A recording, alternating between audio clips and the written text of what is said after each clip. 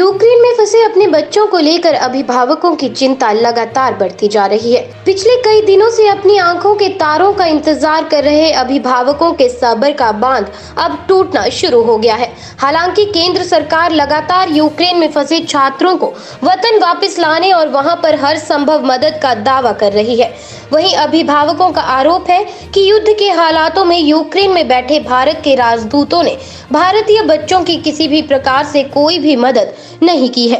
बच्चों ने हर इंतजाम अपने संसाधनों से ही किया है।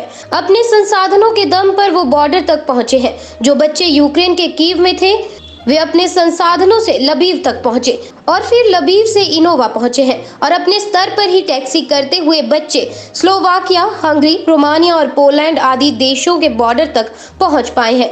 हर बॉर्डर तक हर बच्चा अपने आप पहुंचा है, उसमें सरकार का कोई भी रोल कहीं भी नजर नहीं आ रहा है।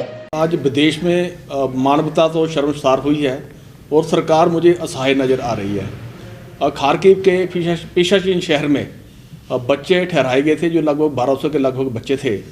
वहाँ के जो कुछ ब्रोकर हैं उन्होंने $500 पे लेके बच्चों को वहाँ से निकाला है। और सबसे जो शोचनीय बच्चों की स्थिति है, बच्चों को इन 3 दिनों में मात्र 6 पीस ब्रेड के मिले हैं और एक चॉकलेट मिली है और आधा संतरा मिला है, जो कि बच्चों के खुद अपने प्रयासों द्वारा किया गया है। आज कुछ बच्चों ने $500 दिया है बस वालों को, वो निकल गए हैं। लेकिन अगर बच्चे वहाँ पर खुद ये सारा अरेंज कर सकते हैं तो भारत सरकार के जो राजदूत वहाँ पर बैठे हुए हैं वो क्या कर रहे हैं? भारत सरकार एक स्पेशल बजट हाई कमीशंस को देता है इन स्थितियों से निपटने के लिए। भारत सरकार के जो राजदूत बैठे हैं उनको खुद इस चीज़ पर संज्ञान लेकर शीघ्र वहाँ पर जिस स्थान पर बच्चे पहुँचे हैं, फंसे हुए हैं, वहाँ पर भारत सरकार उनको पहुँचे और इन सारी चीज़ों का शीघ्र निदान करवाए। और दूसरी बात, हमारे जो जिला के 2 बच्चे थे वो दोनों, एक तो निकल चुका है वहाँ से, एक निकलने वाला है।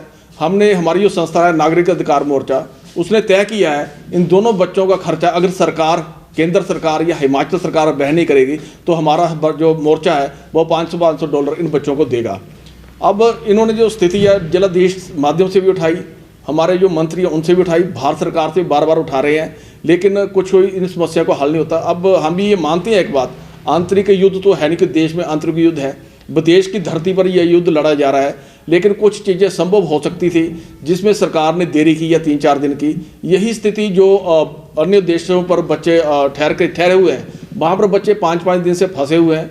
सरकार अगर बार जोन से बच्चों को नहीं उठा सकती, वापस नहीं ला सकती, जो सेफ जोन पर बच्चे बैठे हुए हैं 5-5 दिन से, उनको भी वापस लाने में देरी कर रही है।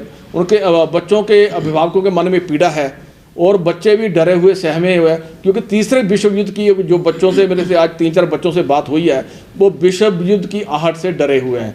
मेरा सरकार से पुनः निवेदन है कि जो बच्चे पीशाचिन शहर और खार्किव में फंसे हुए हैं वो शीघ्रता पर अपने सारे काम बंद कर, सारे मंत्रालय बंद कर, इसको युद्ध स्तर पर ना लेकर महायुद्ध के स्तर पर इसको काम कर लेकर बच्चों को वहाँ से निकालें। यही निवेदन मेरा केंद्र सरकार से। बात